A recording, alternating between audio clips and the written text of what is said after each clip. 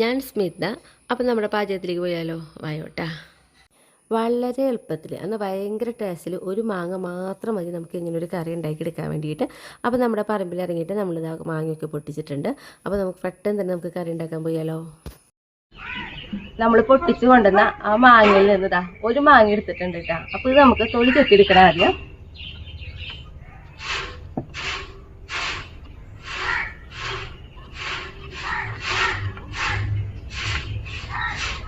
ഞാൻ പറഞ്ഞല്ലോ ഇത് വട്ടമാങ്ങയാണ്. അത് കാരണം വട്ടമാങ്ങയ്ക്ക് ഒരു പ്രത്യേക മണമൊക്കെ ആട്ടാ. ചെത്തുമ്പോഴേ തന്നെ നമുക്ക് ആ മണം വരും. നമ്മുടെ മാങ്ങ ചെത്തി കഴിഞ്ഞു. അപ്പോൾ മാങ്ങക്കറി വെക്കാനായിട്ട് നല്ല പുളിയുള്ള മാങ്ങയാണെങ്കിൽ നമ്മൾ മാങ്ങ എടുക്കുമ്പോൾ കുറവ് എടുക്കാട്ടാ. കാരണം അല്ലെങ്കിൽ നമ്മുടെ കറി വെക്കുമ്പോൾ പുളി കൂടിയ ടേസ്റ്റ് പറയും. അപ്പോൾ ഇത് ഞാൻ തിന്ന് നോക്കട്ടെ എങ്ങനെയുണ്ട് പുളിന്ന്, എന്നിട്ട് ഞാൻ അതനുസരിച്ച് എടുക്കുള്ളൂ കേട്ടാ.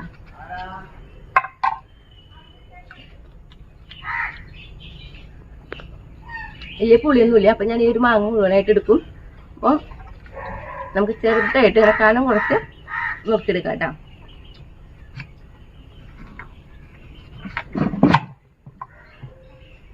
കണ്ട ഇതേപോലെ ഓരോ പൂളുകളാക്കിയിട്ട്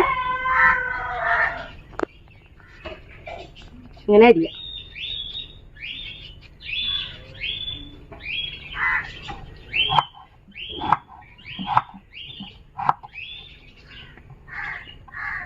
ഇതേപോലെ ചെറിയ ചെറിയ കഷ്ണങ്ങളായിട്ടാണ് നമ്മൾ അരിഞ്ഞെടുത്ത് നോക്കണേ.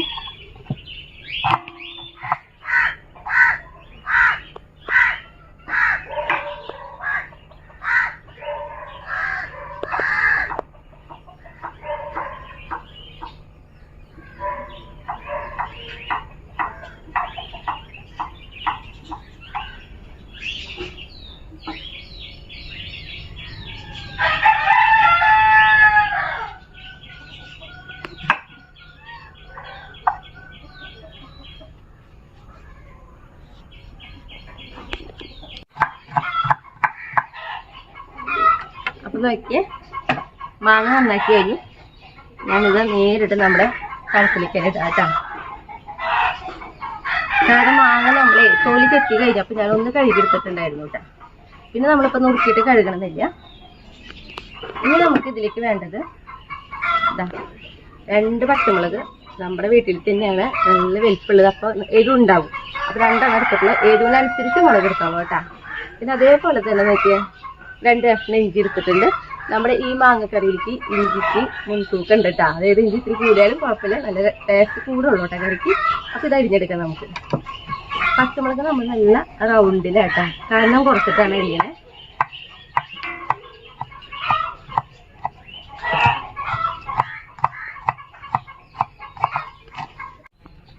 ഇഞ്ചി നമുക്ക് നോക്കി ഇതേപോലെ കാരണം കുറവിൽ അരിഞ്ഞെടുക്കണം കേട്ടോ.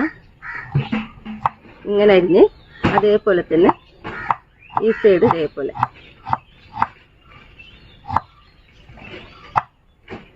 എന്നിട്ട് നമുക്ക് ഇങ്ങോട്ട് തിരിച്ചിട്ടിട്ട് വീണ്ടും ഇങ്ങനെ പൊടി പൊടിയായിട്ട് അരിഞ്ഞെടുത്തോളൂ.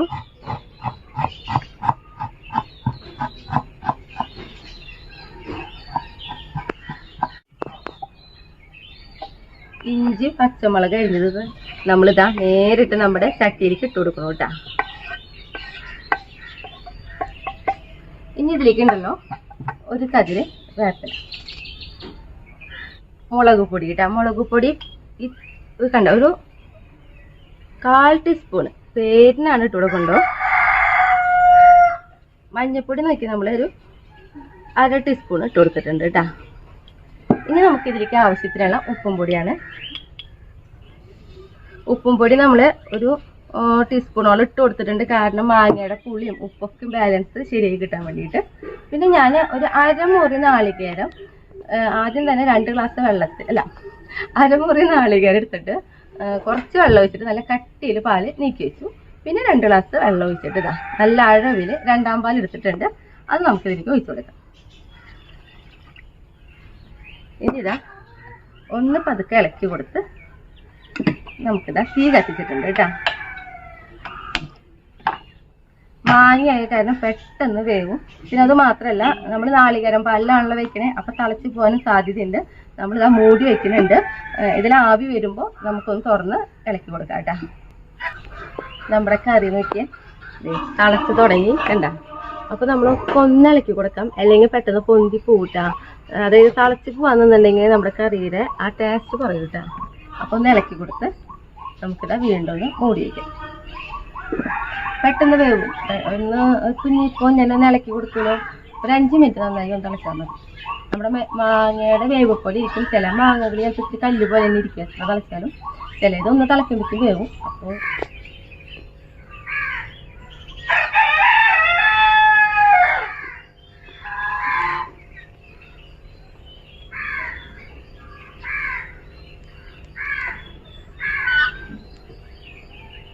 നമ്മുടെ കറി തുറന്ന് നോക്കട്ടെ കേട്ടോ എങ്ങനെയുണ്ടെന്ന്. ഇപ്പം നോക്കിയത് ചാറൊക്കെ വറ്റി നമ്മുടെ മാങ്ങ ഒക്കെ വന്നിട്ടുണ്ട് കേട്ടോ. നല്ല കറക്റ്റ് പാകമാണ്. ഇനി ഉണ്ടല്ലോ നോക്കിയേ, ഞാൻ നമ്മുടെ 1-ാം പാല് ഒഴിച്ചു കൊടുക്കണം. തീ ഓഫ് ചെയ്തു. ഇനി നമ്മളിത് തിളപ്പിക്ക് ഒന്നും ചെയ്യില്ല. ഈ കറിയുടെ മുന്നത്തെ ചൂടുണ്ടല്ലോ, ആ ചൂട് മാത്രം മതി കേട്ടോ.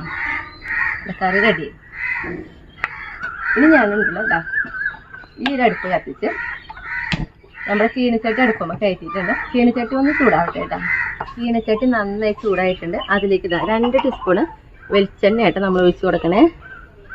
ഇനി ഈ വെളിച്ചെണ്ണ ഒന്ന് നന്നായി ചൂടാവണം. വെളിച്ചെണ്ണ നന്നായി ചൂടായിട്ടുണ്ട്. അതിലേക്ക് ഇതാ 2 ടീസ്പൂണ് കടുക് ഇട്ട് കൊടുക്കണേ.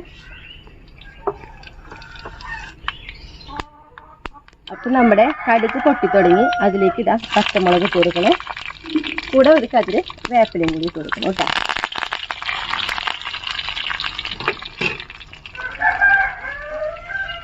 ആ മുളകിൻ്റെ ഒരു കളറ് മാറി വരുമല്ലോ. അപ്പം നമുക്ക് നമ്മുടെ കറിയിലേക്ക് താളിക്കത് ഒഴിച്ചു കൊടുക്കാം.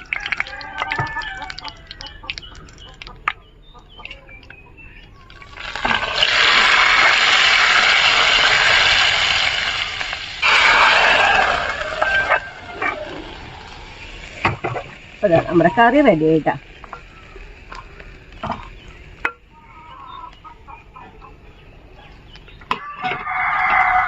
ഇനിയിപ്പോ ടേസ്റ്റ് ചെയ്യാൻ വേണ്ടി ഞാൻ ചേട്ടനെ വിളിക്കട്ടെ കേട്ടോ.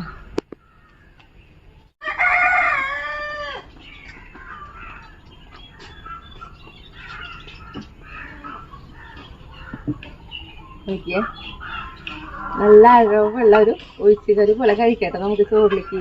അധികം പുളിയൊന്നും ഇല്ലെങ്കിൽ നമുക്ക് ചാറൊക്കെ നന്നായി ഒഴിച്ച് കഴിക്കാൻ പറ്റും.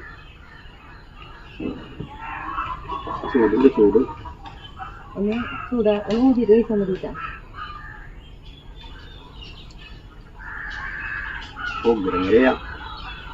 വിചാരിച്ചമാരില്ല.